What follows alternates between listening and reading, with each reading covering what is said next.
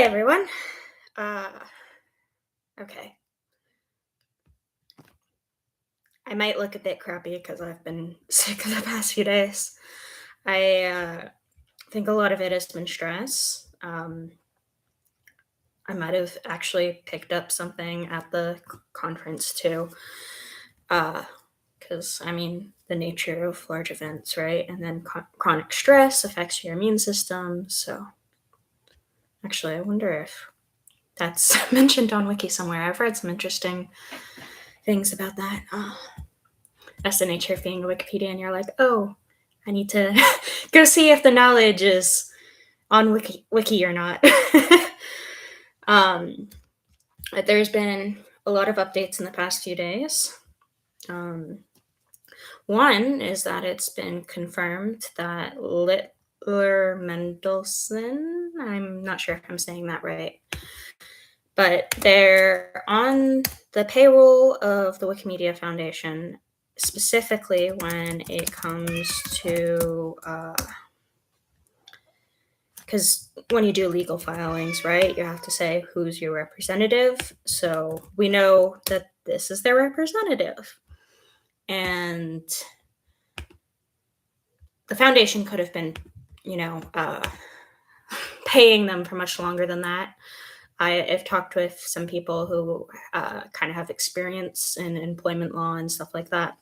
And they're like, they've estimated. It's not like a sure number, but they've estimated that there's probably been at least $100,000 sent in that direction. So that's caused a lot of people to be angry for good reason, I think. And so now there's calls for our current CEO to resign. And there's a lot of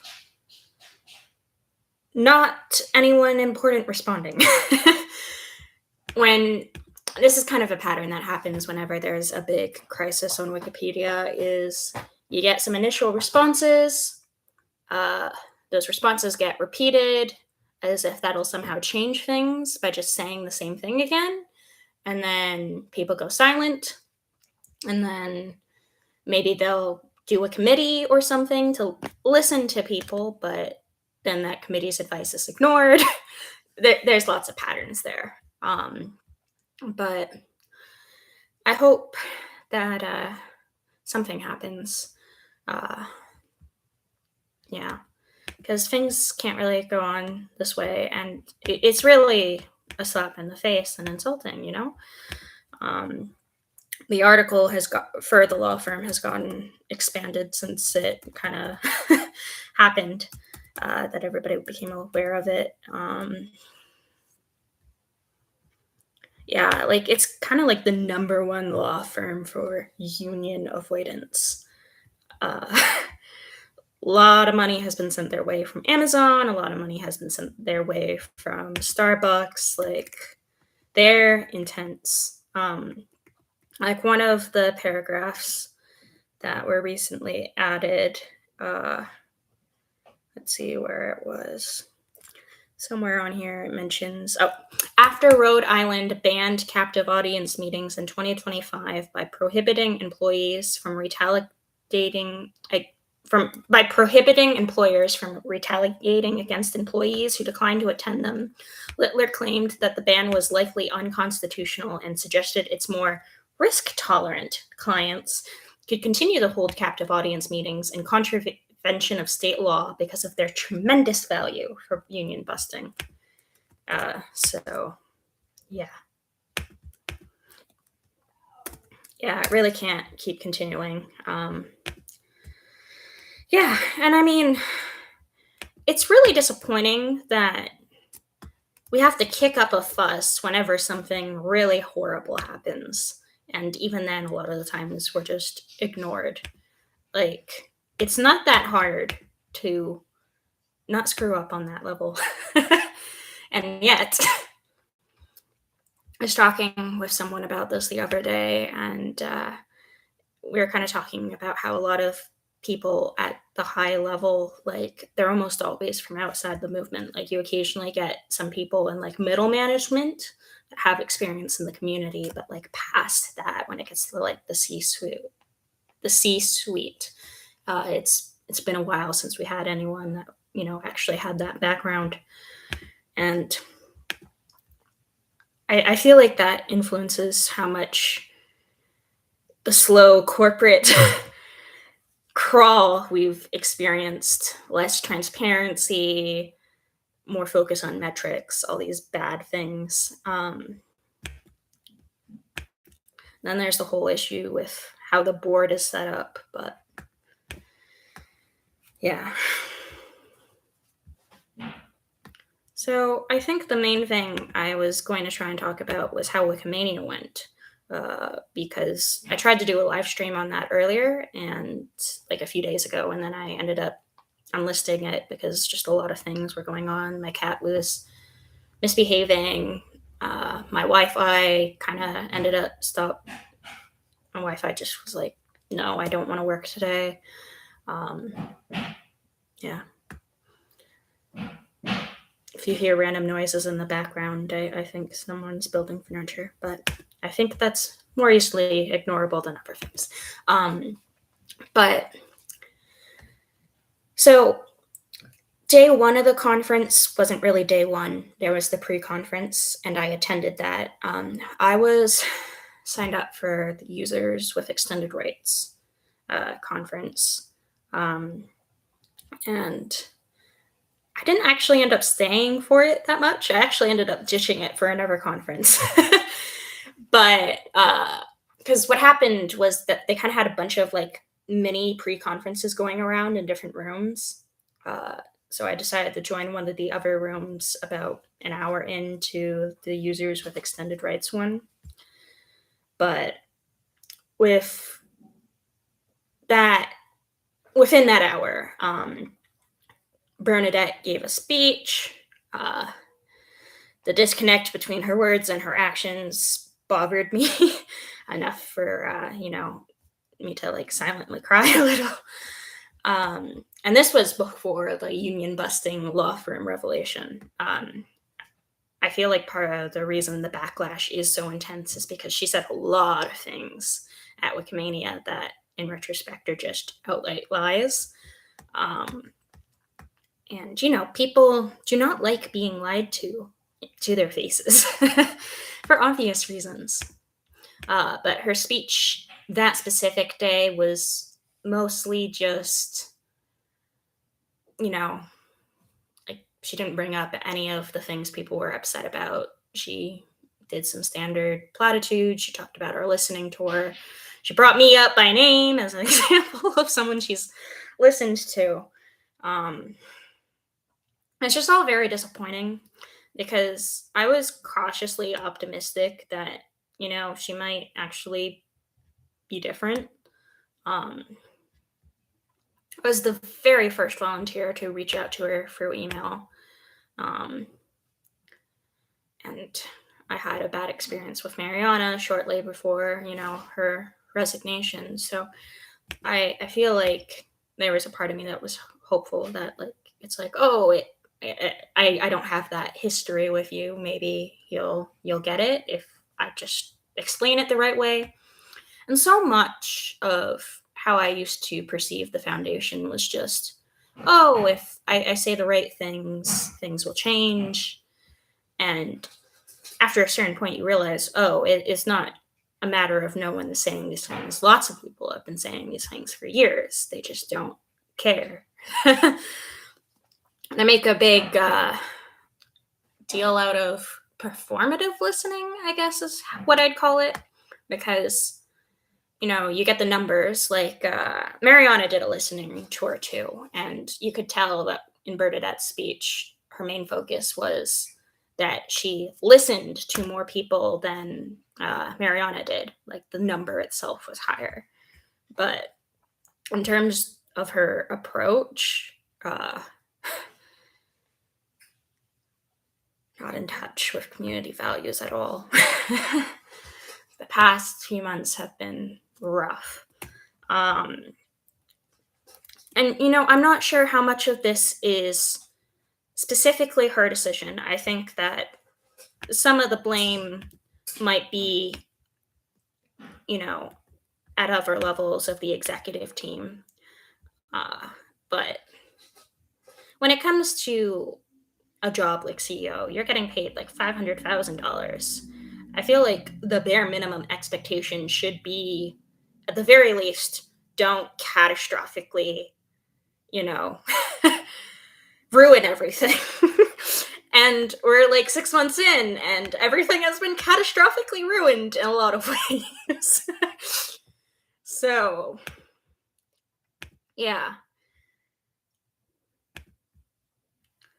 I'm going to read out some comments from the calls for her to resign.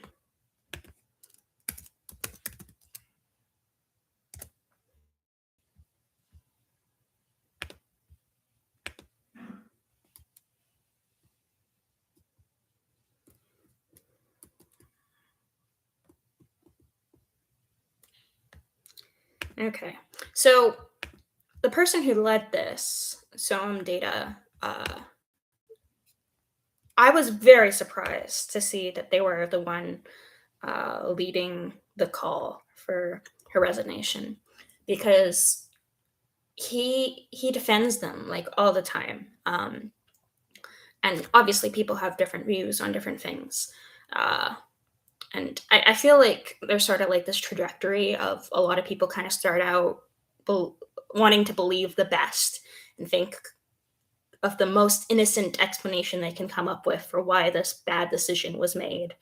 Or maybe there's something I don't know, or all these different things. And then the more times they kind of experience that pattern, the more they realize, oh, and then they kind of get a bit more jaded, like me. And then other people get so jaded after, like basically 2 decades of it, that they're like, okay, I'm sick of it. And they start being really vitriolic. And then that anger becomes another reason to dismiss them. And it's its own thing. And you don't even need to be angry for people to dismiss you. I have, as I think I was saying in the last live stream, I said that, like, I basically said that a statement that the board gave out contained lies, and a board member was like, oh, that's unkind, that's unconstructive, I'm not going to talk to you, when it was, yeah, there tends to be a little bit of, yeah, my cat meowing, going, yeah, meow, yeah, the sad meow is how it feels inside. All right, so I'm going to read out the paragraph. Hey, Bernadette. Last week at Wikimania, you, in response to the Leaky Cauldron's question during the fireside chat with the executive session, said, we support the employees' right to unionize. Since then, you and your team have denied the request to voluntarily recognize the union, spread fear, uncertainty, and doubt about the existing union recognition process by noting that employees might have been pressured to sign their union cards, and finally hired a union avoidance law firm to fight Wikimedia Foundation's case in front of the NLRB. I've personally stayed out of this matter, assuming good faith on the part of the foundation. However, the recent decision to hire a law firm that, according to its Wikipedia page, is the largest union avoidance firm in the US, lead me to believe that either you and your team are misleading the movement about your stance on unionization, or whoever on your team hired the firm did not even think to perform a simple Google search to check the firm's reputation. I think I speak for the entire movement when I say we are disappointed in you and your team's actions. Our movement is built on the pillars of transparency and honesty, and we expect the same from our leadership. Misleading the movement about your stance on unionization and misusing donor funds to retain a union avoidance law firm for the purpose of avoiding voluntary union recognition is a serious breach of trust that the movement has placed on you and runs counter to the values we hold dear. Based on this, I would respectfully call for you, both you and the CPO, as well as other members of the leadership team who are involved in this decision, to resign. So, Yeah. And then the CPO issue was a bit complicated because apparently she already planned on resigning, and this was announced back in April. And some people found that timing suspicious, and she didn't want this to affect her reputation way, but she said that the timing isn't really about that. Um, Honestly, I'm more concerned with who's replacing the CPO, and the CPO is Chief Product Officer. So we're getting someone. Let's see, this page is long. I use the find feature so I can find the comment I'm thinking of.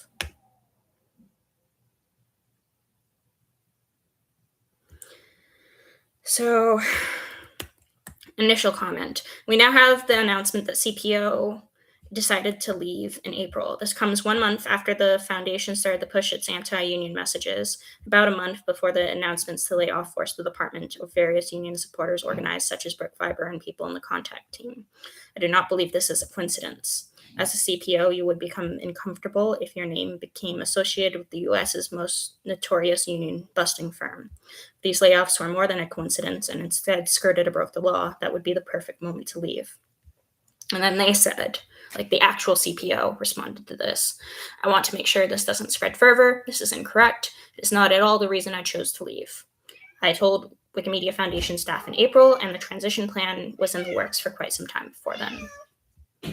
She doesn't say why she's leaving. I mean, there might be a legitimate reason, and she just doesn't necessarily want to share that aspect of her personal lives.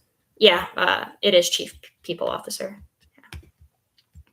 Anyways, as I said, I'm more concerned with who's replacing her. Because. Wow, that really is a sad meow. You don't like closed doors, do you?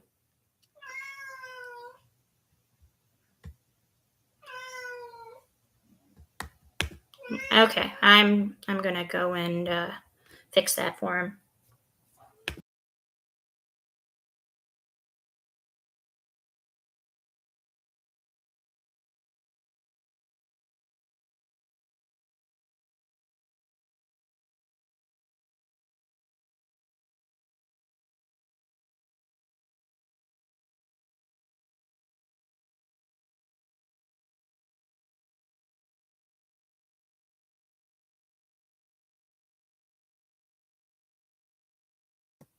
Okay, it's gonna be a few more seconds. My sister doesn't want him out there.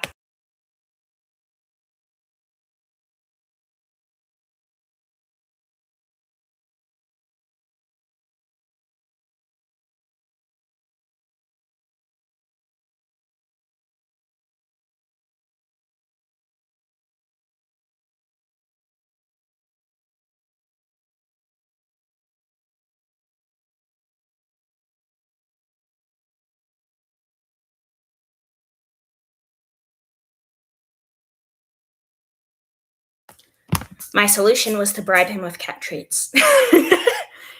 All right, I should keep him quiet for a few minutes. All right.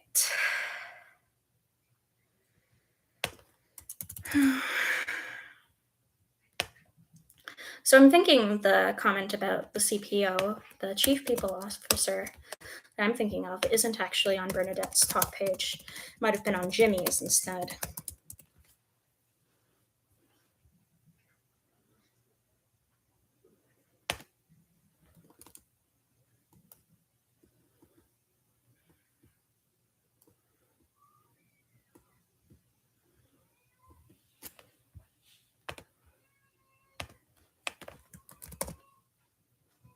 Yes, Jimmy's. Okay.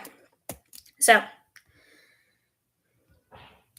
you might be interested in how things went at the just hired new CPO's former workplace, the International Rescue Committee. Let me see what that is. It's a humanitarian aid relief non-government organization. Okay. According to labor organizer Nora Rizvi, I hope I'm saying that name right. And then there's this quote.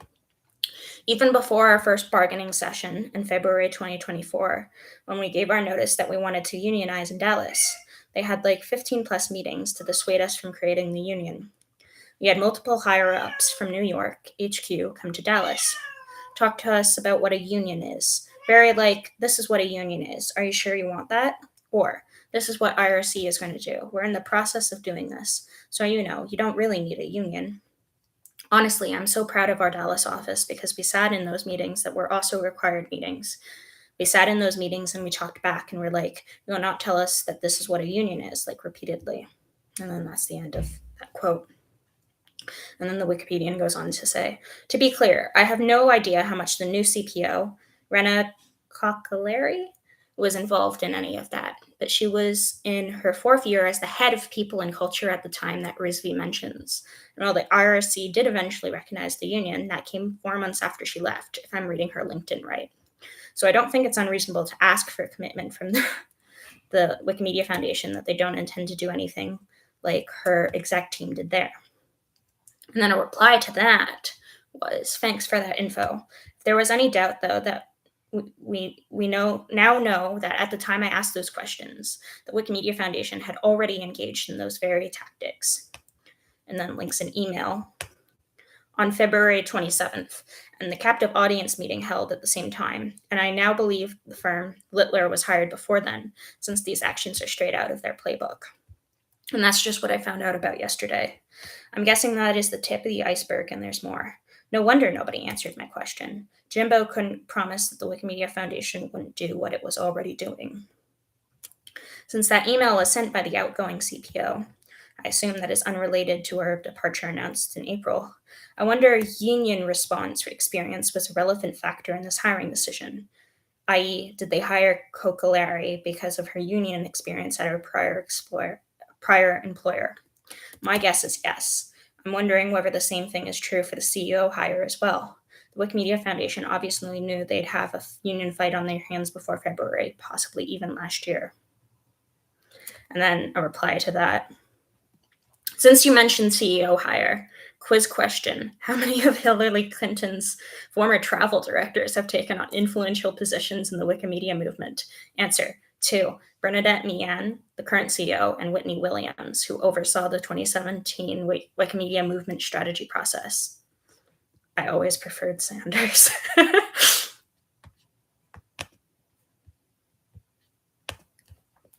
Yeah, Jimmy's gone silent since the confirmation of the law firm. It isn't a good look for him because he said that what the Wikimedia Foundation takes courage, and that things are getting adversarial for no reason. And he said that they hadn't hired a firm like that, so he was either unaware or he lied. And he also sent me some critical emails, like there's one where he said that I was making him sad, which, yeah, I didn't like that, and I said as much on his talk page as well.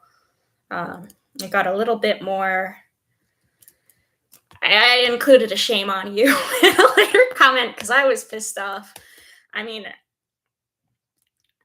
yeah, but where's my comment? Yeah. I'm honestly furious that you dared to email me to say that I'm making you sad. I don't care if you have a problem with the fact that I have ethics and principles and don't trust you. If I was in your shoes, I'd want people to be angry if I had failed to notice or stop any of this, and I would have understood if people questioned whether or not I was complicit. Values mean nothing if actions don't show them. Yeah, my understanding is Sanders is like a bit more progressive by American standards. Like he gets fearmongered as like the far left or whatever, but it's just like normal left stuff. He sounds like a decent guy to me.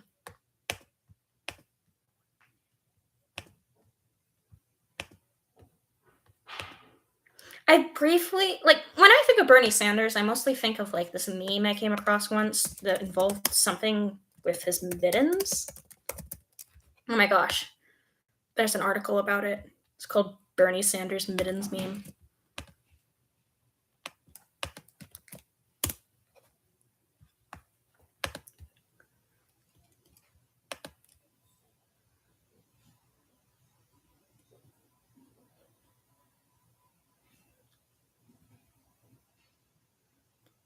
Oh, okay. Apparently the mittens were made by an elementary school teacher named Jen Ellis.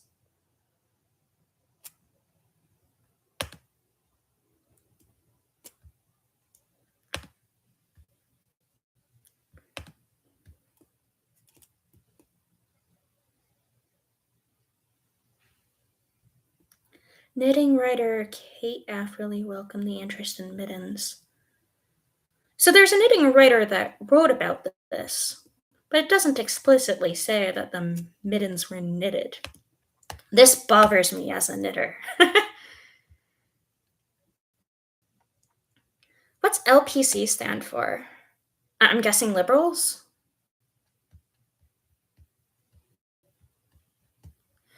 So, like, when it comes to my voting, it's kind of been a little bit all over the place in regards to, like, because of just how our voting system works. Like, I want whoever has the highest chance in my local area of MP getting elected.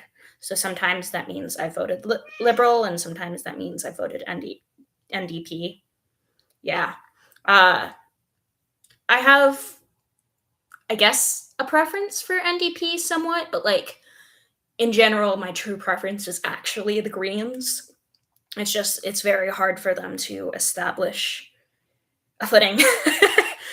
And there's a lot of overlap between them and the NDP. So it's like, if I want my vote to mean something, a lot of time, I don't think I've ever actually officially voted for the Greens, even if circumstances were right, I definitely would. Um, I do think it's encouraging that they gained like a seat in the last, I think it was provincial election. Yeah.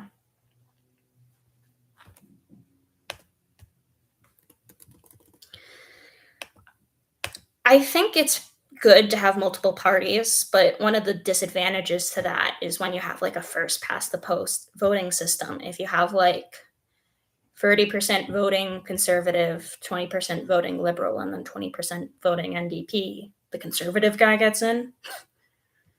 So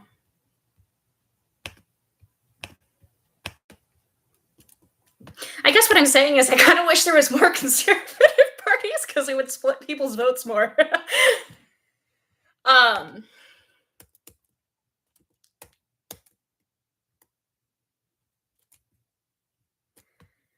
but yeah,